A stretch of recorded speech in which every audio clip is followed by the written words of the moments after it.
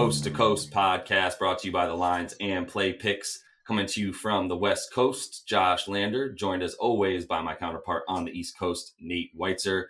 Kind of a small slate for the games we've been used to lately, Nate. We will also have a gift card prop tonight, as no one was able to guess the Joker's poor man's triple double last night, rather. His total points, rebounds, and assists were 32. No one got that. So stay tuned for that. Make sure you are liked and subscribed to the page and jump in those comments as soon as we're able to give you that prop. And as always, if you do need a FanDuel account or a DraftKings account, head to fdpicks.com or dkpicks.com.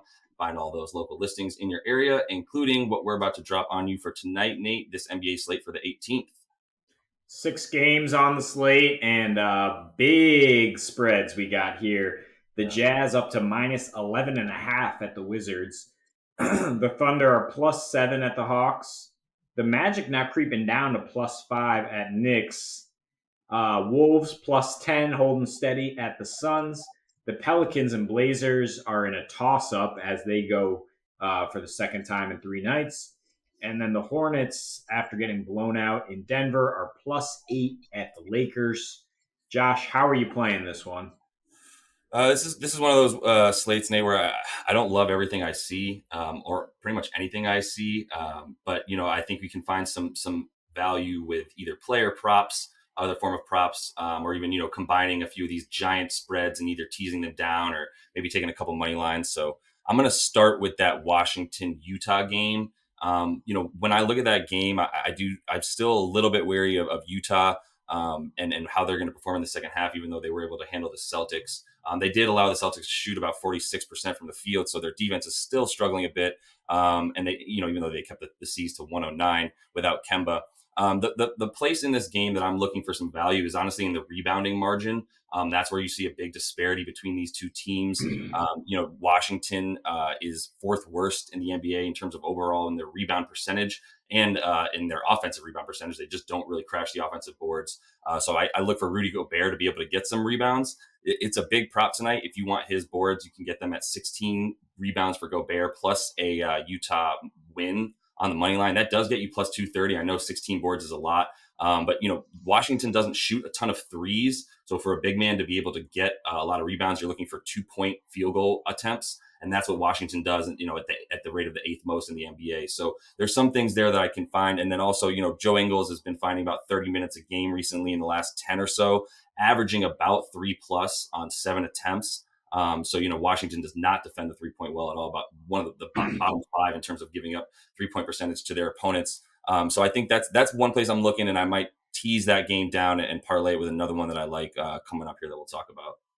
Yeah, and Mike Conley is resting tonight, so that's key for Ingles. You can guarantee him some minutes. I like where your head's at with Gobert. I definitely expect a big line from him, and he's somebody I'll be targeting in DFS. 16 boards is a pretty absurd number to put your money on, but I do like what you're saying in terms of Washington has no interior defense whatsoever, which is why they allow 122 at home. They allow the second most free throw attempts. They're last in blocks. They're last in first quarter and fourth quarter points allowed. So I think the Jazz, they actually score a little more when Conley's out. I think they can really get into the 120s, high 120s maybe, and get this game over the 237 total. That's what I'd prefer to go with rather than the spread, which is at double digits at this point. I love seeing the Magic creep down to just plus 5. Perhaps that has to do with positive news about Evan Fournier. Without him, they are a complete sitting duck. They did beat the Knicks with him, 107-89. Since then, the Knicks have won 6 straight against losing teams, and overall, they've won 9 of their last 10 against losing teams. The Magic just terrible without Fournier. 3-15 with a negative 11 net rating. They're 3-17 overall against winning teams. I know the Knicks are 1 game below 500 right now, but I think we respect them a lot more. I mean, losing 3 out of their last 4 against the 3 best teams in the Eastern Conference, nothing to sneeze at, and it is something to motivate them. You've seen Julius Randle come out like a bull in a china shop after he thought he was not called for a travel correctly. That is the correct call. Scott Foster got that right. You have to knock the ball loose before you can just dribble again. In any case, Love Julius Randle to have a nice game here against the Magic team that could also be without Aaron Gordon. Um, he scored 27 plus in 3 straight home games against East teams. He scored 25 against these Magic on 11 to 19 field goal shooting, even in a big loss. So I love him to get over 25 points in a win. That gets you plus 148 at FanDuel. Yeah, I like it. I'm going to also say that that's what we should make our prop today. So Julius Randle's total points, rebounds, and assists. If you guess that total correctly, throw it in the comments and make sure you are liked and subscribed to the page so that we can get you that gift card if you get Julius Randle's prop right there for his points, rebounds, and assists combined.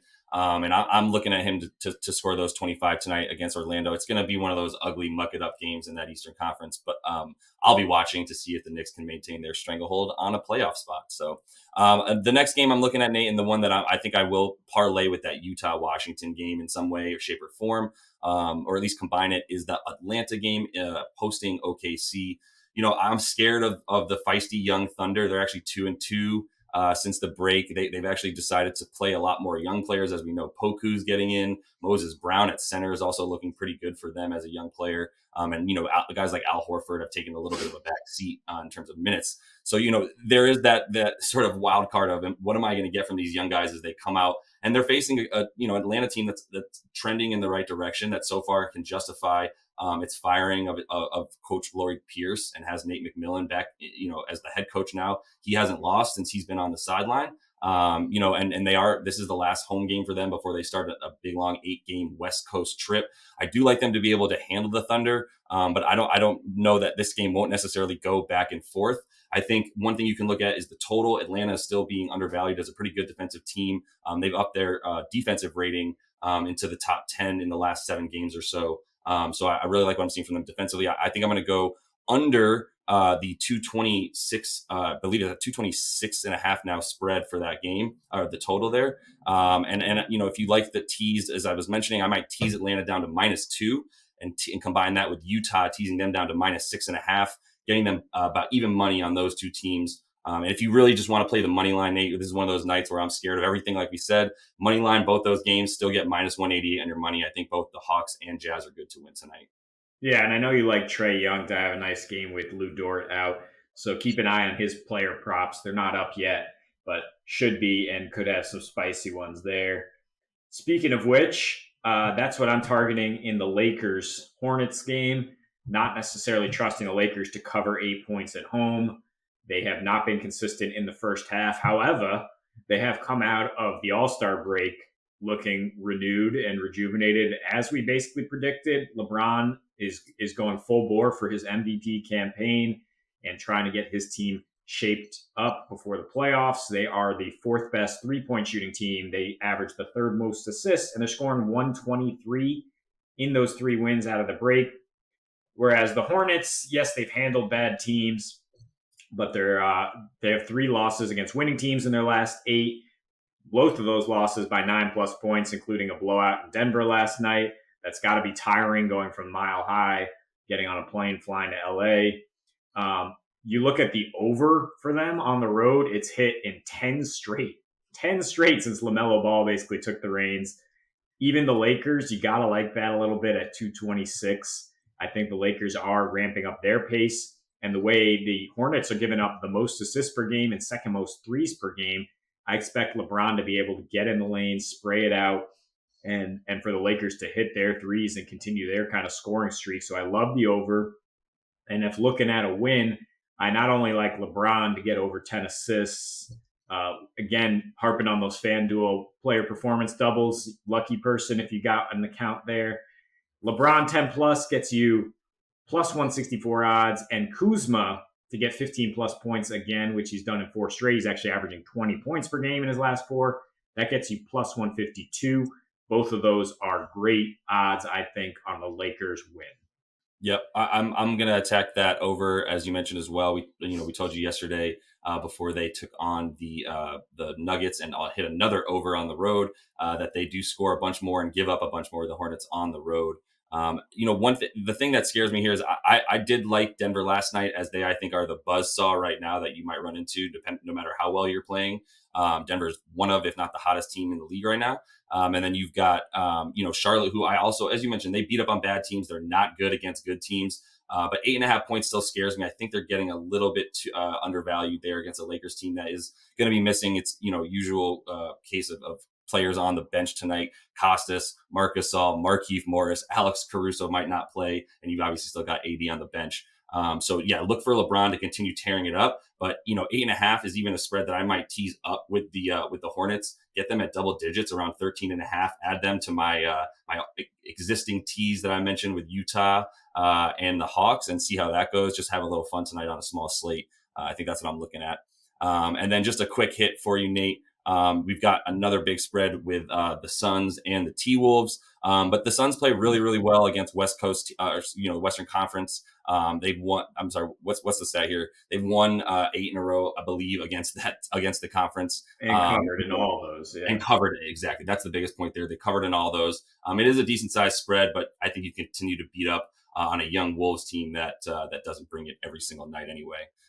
So as far as that game goes, I don't know if you see anything there for a DFS play as well. Yeah, I like Jalen Noel, who's still fixed at 4.6K. He's the Wolves' backup point guard, but he's getting steady run for a team that has nothing to play for. Thanks for clarifying. I'm not sure he's yet a household name, so good to know where he's playing. Jalen Noel. I would play both Jordan Clarkson and Joe Ingles with Mike Conley out. The Jazz are going to thrive at Washington, that horrendous defense, and Rudy Gobert could be the guy worth paying up for when you save with those guards. Looking at RJ Barrett in addition to Julius Randle as the Knicks kind of muck it up and attack there. And if you can't get Damian Lillard, at least get Lonzo Ball in there. That's a game that we didn't touch on because it's 241 point over. I would actually take the under, but I'm not bold enough to put my money on it. It's just that they're playing for the second time in 3 nights. You got to think there's a little more familiarity, a little better defensive intensity, but these are 2 of the worst defensive teams we've seen. So really, the angle there is just play DFS players in that game. Agreed. Yeah, Dame might not go for 50 to propel that total over, but CJ McCollum's also going to have another game back from injury, so we'll see how their offense is clicking. That's all the time we have for today, Nate. As we mentioned, a small slate, but definitely jump into those comments. Let us know about that total for Julius Randle, his points, rebounds, and assists combined. Make sure you're liked and subscribed to the page, and we'll be back tomorrow on Friday with a much bigger slate for you guys. And as for tonight, happy betting.